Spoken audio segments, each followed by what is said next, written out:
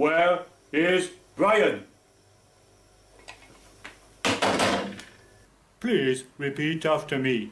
Where is Brian?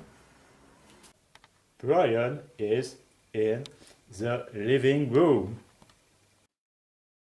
Please repeat after me. Brian is in the living room.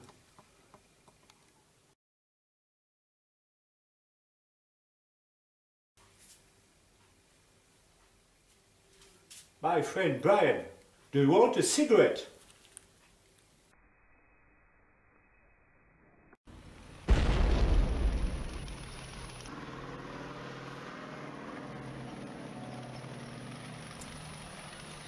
Notre vidéo traite donc des vrais faux en matière de collection et reconstitution anglais de la Seconde Guerre mondiale.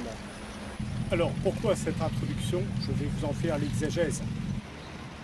Pourquoi cette introduction en hommage à notre ami Brian, nos deux amis Brian, le mannequin et le personnage de Speak English? Car moi aussi je suis une sorte de vrai faux, vrai passionné de l'armée britannique, mais faux britannique. Bon, alors, avant de parler des vrais faux, on va parler un peu de vrai. Donc, mon large pack est un vrai, bien marqué MECO, Miles Equipment Company, 1944, avec la flèche du War Department. Alors, pourquoi les vrais faux? Parce que pour commencer la collection, monter un mannequin ou faire un peu de reconstitution, on n'a pas forcément toutes les vraies pièces authentiques. Alors, plutôt que d'acheter des reproductions qui coûtent quand même assez cher, il existe une autre solution. Ou disons, une alternative. Cette alternative consiste à utiliser des vraies pièces d'équipement militaire, mais pas vraiment anglais Seconde Guerre mondiale, et les trafiquer un petit peu pour les faire ressembler à des trucs anglais de la Seconde Guerre mondiale. Bon, alors on commence par le casque. Alors le casque, c'est bien un casque Mark II anglais de la Seconde Guerre mondiale avec une coiffe sud-africaine.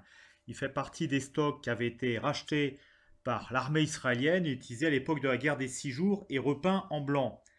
Il était en vente pour vraiment pas cher chez Lehman Military. Bon, le problème, c'est qu'extérieurement, il est peint en blanc. Alors, je ne vais pas le repeindre, c'est tel quel, c'est un objet d'époque. Et je voulais pourtant lui donner l'allure de casque anglais. Donc, je voulais le camoufler en casque anglais typique avec la toile de jute. Bon, là, c'est carrément de la toile de jute anglaise d'époque Seconde Guerre mondiale, marquée avec la flèche du War Department. J'avais pas ça, j'ai trouvé une solution alternative. C'est trouver un sac de supermarché. C'est de la récupération, ça vous coûte 0 francs. Pardon, 0, je sais pas quoi. 0 pound, 0 penny. Bon, donc on a mis le morceau de toile de jute qui passait juste sur le casque. On a mouillé la toile de jute pour que ça soit flexible, ça prenne la forme du casque.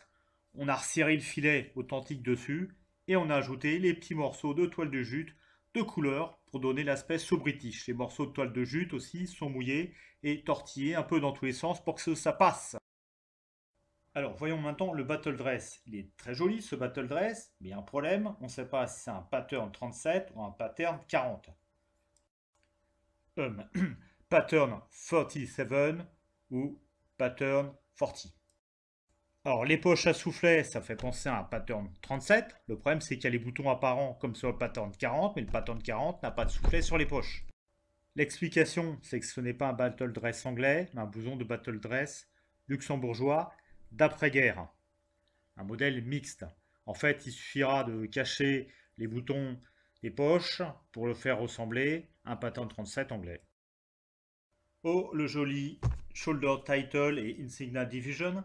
Ben là, ce sont des reproductions, c'est pas des vrais, des jolies reproductions bien brodées que j'avais acquis auprès de Chris Militaria, faut pas faire de pub. Bon, je n'ai pas cherché à les tremper dans le café, à les faire sécher sous le soleil de la canicule pour leur donner un aspect patiné. Vrai faux, mais pas faussaire. Elle était bien cette vidéo, hein?